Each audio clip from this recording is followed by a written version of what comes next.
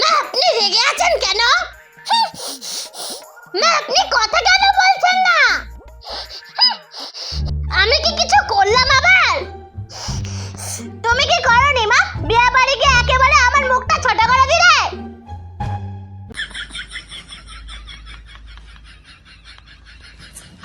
আরে মা দেখুন আপনার মুখটা তো একেবারে হাড়ের মতনই আছে। আরে মানে সবার সামনে